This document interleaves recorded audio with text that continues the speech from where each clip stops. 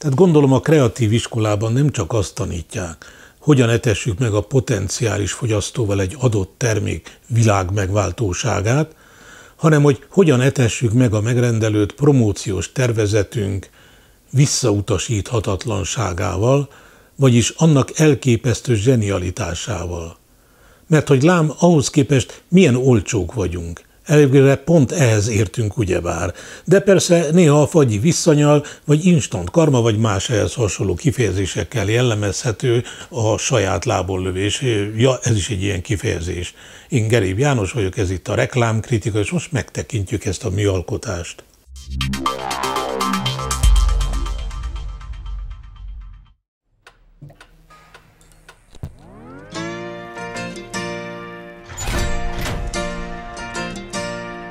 Sometimes when I'm down and all alone, oh, all I ever need is you.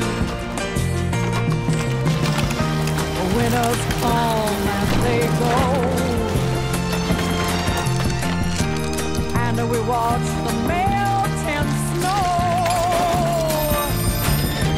So as summer follows spring, all the things you do give me a reason to build my world around you.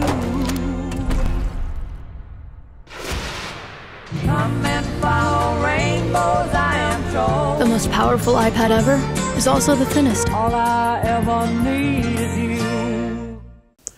Történt pedig, hogy kitűnő kreatívok fentebb említett profi munkája során megszületett a mellékelt reklám, amelyet a megrendelő meg is vásárolt, ki is fizetett nyilván, és nyilván nem 2 forint 30 fillérbe került.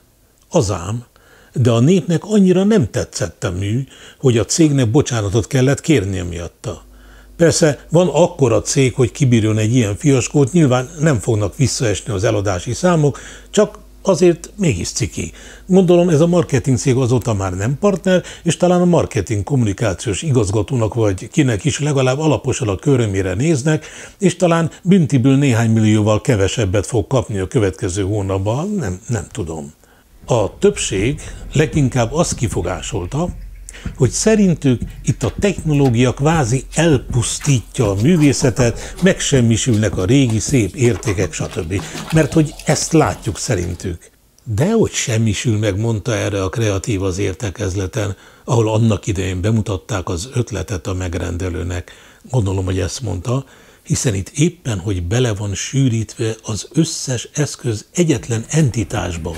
Gondolom ezt a szót használt, ez olyan elegáns, vagyis itt a technológia mintegy megszüntetve megőrzi, ez Hegel, az összművészetet mintegy magasabb szintre emelve azt, amely magasabb szint az összművészet lényegesen szimplifikáltabb, ezáltal esszenciálisan könnyebb hozzáférhetősége manifestációjában objektivizálódik, azaz integrálódik az új instrumentumban, gondolom ezt mondta.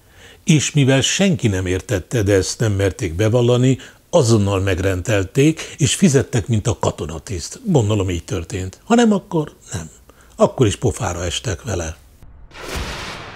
Mondjuk én, ha én lettem volna ezért a megrendelő oldalon, a felelős, mert van az a pénz, szóval nálam inkább maga a rombolás, a zúzás szólaltatta volna meg a véscsengőt, aminek hatására elküldtem volna őket oda.